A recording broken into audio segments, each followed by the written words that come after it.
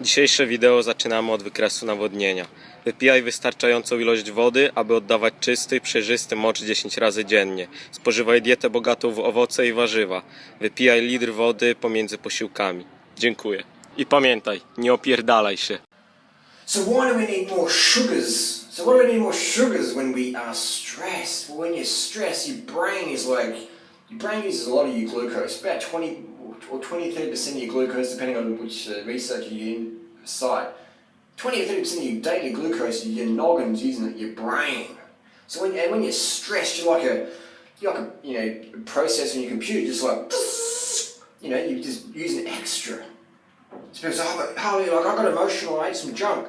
Yeah, because what happens is you didn't give your body enough sugar for the extra stress that it's doing. Does that make sense?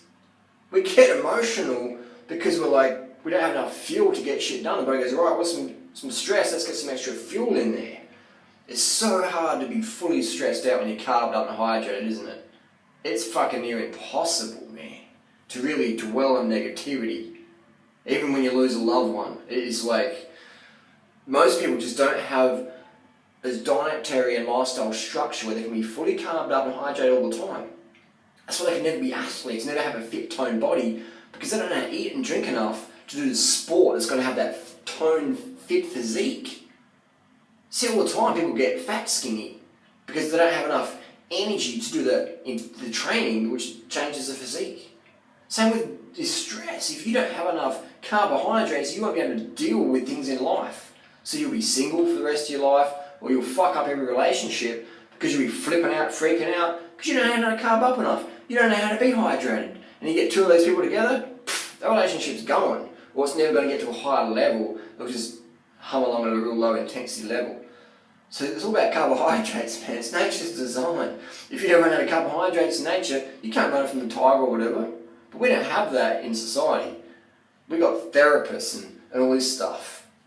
You're a victim. Something bad happened to you, so you got to spend 20 grand on 20 years doing therapy because something bad happened to you.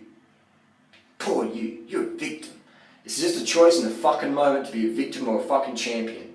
Go to an orphanage in Cambodia or in Thailand. Visit the people with their legs blown off from landmines and tell them your problems. Something really bad.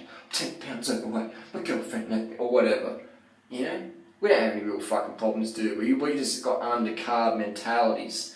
We've got a gratitude deficiency. The most common deficiency is gratitude deficiency. When you're grateful, you don't have any fucking problems. It's impossible to feel negative when you're being grateful. So when we're carved up and hydrated, it's easy to be grateful. It's easy to get over shit and understand that the universe only gives us things we can handle. One door closes. Don't look at the fucking door that's closed. Look around at the open windows and go through them. Look at the open door. Don't look at the closed door. That's what people do in life. They get so undercarved, they're victims. They're victims. Poor me. Can't get a real job. Give me some money or whatever. Just emotional eating exists in that when you're extra stressed, you need extra carbohydrates. And if you don't meet the extra carbohydrate needs, your body will go to extra fatty shit. Because again, we're not getting enough carbs, just go to fat. What do fruitarians live on? Avocados and durian, the fatty stuff. Alright? Because they don't get enough carbohydrates, because it's hard to get enough carbohydrates when you're eating fruit. Unless you really know how to fucking eat. Unless your lifestyle, you sit in bed all day and meditate. So raw food is just attached to the avocado and the durian and the nuts and seeds. The nuts and seeds, I should say. More than durian, nuts and seeds. Even the people like Doug and Christina eating their fully raw diets, but they cook nuts and seeds because they're so attached to that fat. Because the body goes, well, we're not enough carbohydrate, give me some fat. So that's what people do in the sedentary diet, sad diet.